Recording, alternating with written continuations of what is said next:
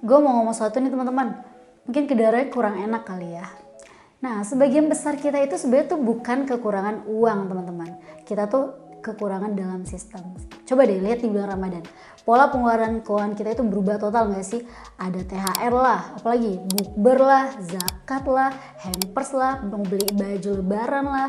Tapi yang gak berubah apa? Cara kita ngatur keuangannya. Begitu THR masuk, langsung itu dianggap uang tambahan. Padahal secara fungsi, THR itu kan bukan uang jajan teman-teman ya. Itu cuma shock absorber keuangan lah. Sebenarnya tuh uang THR ini digunakan buat apa sih seharusnya gitu kan? Harusnya THR itu kita gunakan pertama untuk nutup kewajiban kita. Seperti apa nanti itu? Nanti kita bakal jelasin.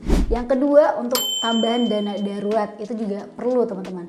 Yang ketiga bayar utang. Coba deh teman-teman ingat, mungkin sebelum Ramadan kita punya utang piutang ke teman kita atau ke siapa gitu, orang terdekat kita. Nah, uang THR tadi bisa kita jadiin untuk menutupi utang piutang kita. Nah, atau bisa juga kan sebagai cash flow sampai setelah lebaran lah gitu kan. Masalahnya kita ini teman-teman pakai logika emosi, bukan pakai logika cash flow. Contoh sederhana nih, andai kata nih, misal kata-kata nih, kita punya THR nih, THR lo 5 juta gitu kan. Kalau lo nggak bikin pembagian di awal, 5 juta itu akan kebagi secara sendiri aja, secara liar aja. Contoh, ini anggap ya kita punya THR 5 juta nih. 1 juta pertama buat apa? Bukber, nongkrong, apalagi ngopi, apalagi guys. Nah gitulah ya. 1,5 juta buat apa lagi? Buat belanja online. Apalagi cewek-cewek nih. Cewek-cewek kan gamis lah, abaya lah, hijab lah, skincare, make up. Aduh banyak lah gitu kan. Nah 1 juta lagi buat hampers. Sisanya gak tahu deh itu entah kemana gitu kan.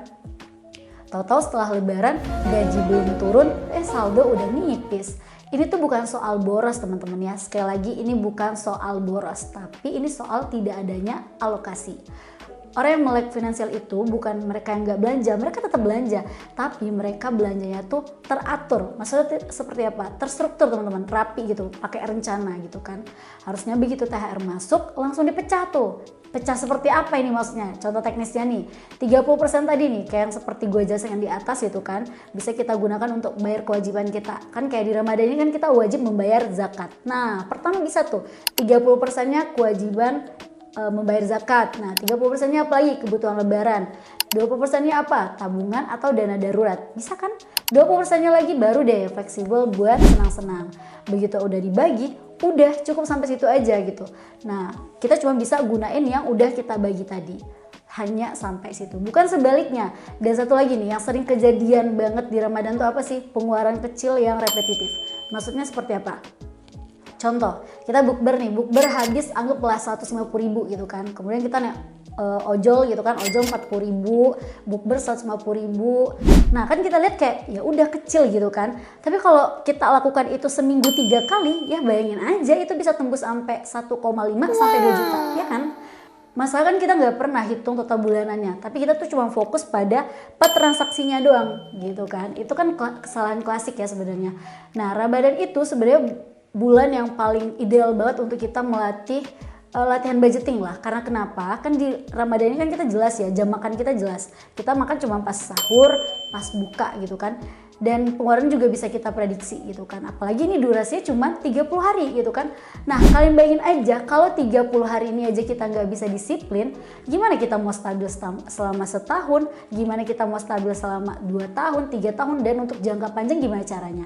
Kalau yang 30 hari ini aja kita belum bisa untuk disiplin gitu kan.